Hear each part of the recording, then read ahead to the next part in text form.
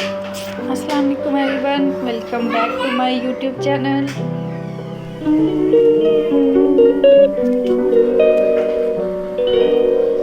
कैसे हैं आप सब? उम्मीद करती हूँ खैरियत से होंगे। तो जी ये ना 3-4 दिन पहले ही मैंने व्लॉग शूट कर लिया था, लेकिन मैंने ना इसका वॉइस ओवर किया था, ना मैं इसे अपलोड कर सकी। तो मैं ना बेसिकली शाम का टाइम हो गया हुआ था, तो मैंने फिर सोचा चले फ़्राइज़ बनाई जाए। तो मैं पहले जब बनाती थी ना, तो मेरी जो फ़्राइज़ थी वो ठीक नहीं थी बनती। और फिर मैंने यूट्यूब पे काफ़ी सारी वीडियोस देखी और उन्हें देख देख कर फिर मैंने ये फ़्राइज़ बनाई। मैंने कहा क्यों ना जैसी बाहर बनती है मिलती हैं वैसी बनाई जाए घर पर भी। तो उन्होंने कहा था कि आपने ना फ़्राइज़ गर्म पानी में बॉईल करके ना उसमें 1-2 मिनट के लिए चम्मच जो है ना हिलाते रहना, उसको रोकना नहीं। और मैंने क्या किया, मैंने उन्हें ना ढक कर छोड़ दिया चूल्हे पे। और फिर मुझे अचानक ख्याल आया, ओह नहीं ऐसे नहीं था करना। फिर मैंने फटाफट उनमें ना चम्मच ऐसे हिलाया और फिर ये देखें मैंने ना इन्हें ऐसे ढक कर छोड़ दिया था। फिर बाद में मुझे याद आया नहीं इनमें चम्मच भी हिलाना है, तो फिर मैंने ना उन्हें हिलाना शुरू किया। और तब तक ना ये 50% कुक हो चुकी हुई थी। फिर मैंने तब तक छानना भी निकाल लिया था, क्योंकि इन्हें फिर स्टेन करके ठंडा करके फिर इनके ऊपर कॉर्नफ्लोर लगाना था। कॉर्नफ्लोर और मैदा, 1 चम्मच मैंने मैदा लिया था और 1 चम्मच मैंने कॉर्नफ्लोर लिया था। और यहाँ पर मैंने इसे 2-3 मिनट के लिए चलाया था, क्योंकि ये ऐसे ही चलाते रहना था, इसीलिए तो वो जैसी वो बाज़ार में मिलती है ना फिर वैसी बननी थी।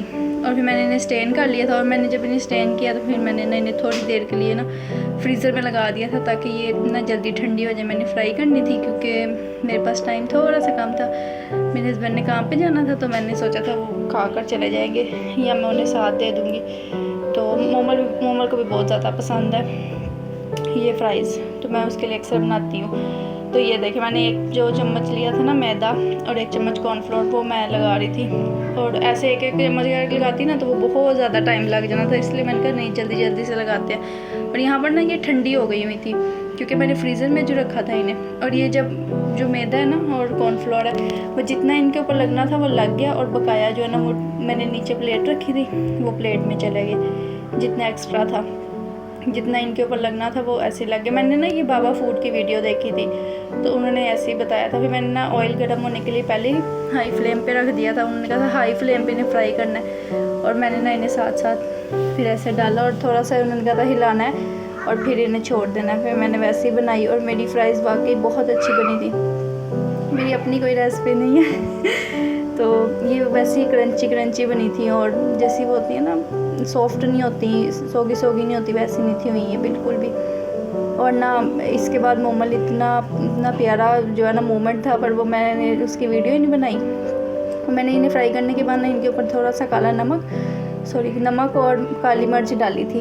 काला नमक नहीं था डाला मोमल के ना बाबा के लिए मैंने इन्हें टिफ़िन में पैक कर दिया था। और वो ना काफ़ी गर्म थी, तो मैंने कहा मैं इसका कैप ले कर आती हूँ किचन से।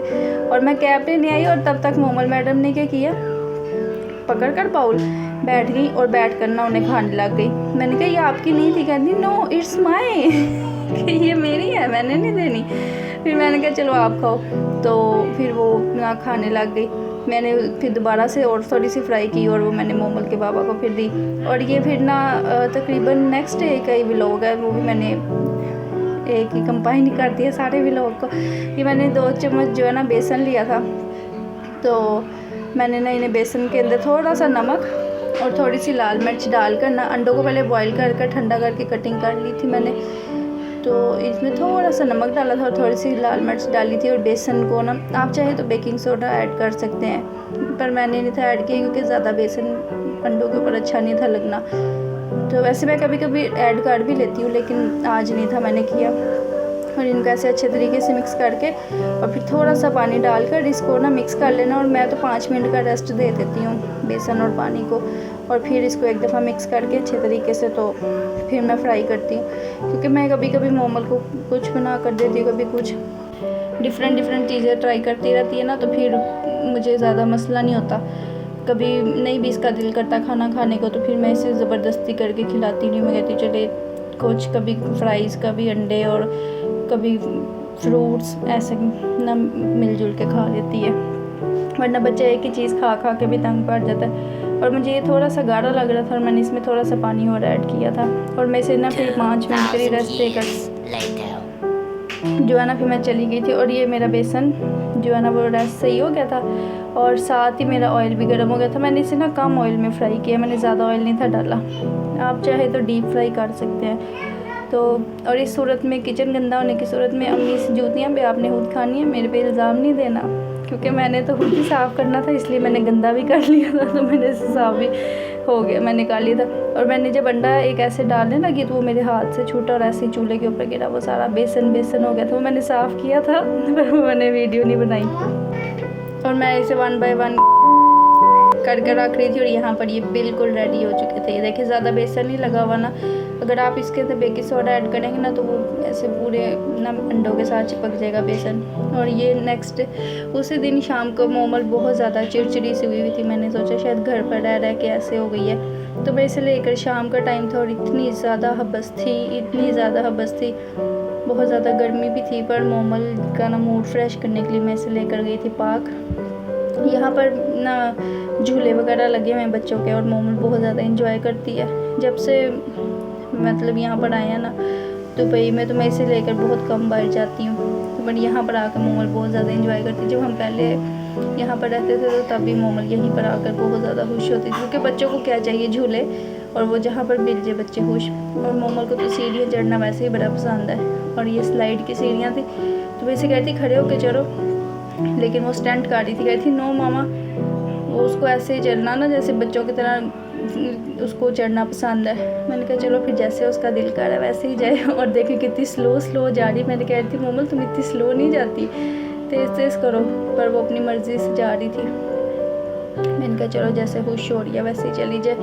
और फिर मैं उसके, ये जिस जगह पे मैं खड़ी हूँ ना, ये जगह इतनी ज़्यादा सॉफ्ट है ना, पाँव रखो ऐसे लगता है जैसे आपका पाँव अंदर जा रहा है, लेकिन ऐसा नहीं है। इन्होंने इसलिए ऐसी बनाई है ताकि बच्चे खेलते वक्त गिरे तो उन्हें चोट ना लगे। और यहाँ पर मोमल मैडम आ चुकी थी अपनी स्लाइड के बाद, और इसकी मर्ज़ी होती है कि कोई भी आगे ना आए, मैं खुद स्लाइड लेकर नीचे जाऊँ और खड़ी हूँ, पर ऐसा नहीं ना होता। माँ बाप को फ़िक्र होती है, वो बच्चे के सर पे ही खड़े रहते हैं। और मैं ये देखे, इसकी मर्ज़ी होती पीछे हो जाए, कोई भी मेरे पास ना आए।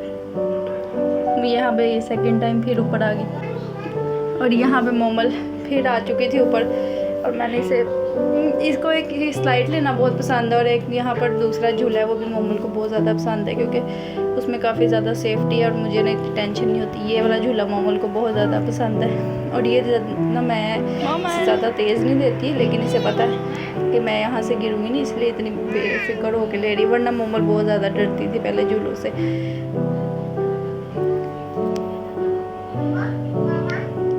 और यहाँ पे भी देखें कितने मज़े से लगी हुई है झूले लेने। और ये पाकिस्तान की कुछ यादें जो मुझे बहुत ज़्यादा याद आ रही थी। और ये रियल मैंगो आइसक्रीम है, ये इतनी मज़े की थी ना, मैंने ये फ़र्स्ट टाइम खाई तो ऐसे लग रहा था जैसे मैंगो को फ्रीज़ कर ना कटिंग करके बनाई हो, तो ये बहुत मज़े की थी। और अगर आपको मेरी छोटी सी वीडियो पसंद आई हो तो फिर please like share and subscribe. अपना ख्याल रखिएगा। अल्लाह हाफिज़।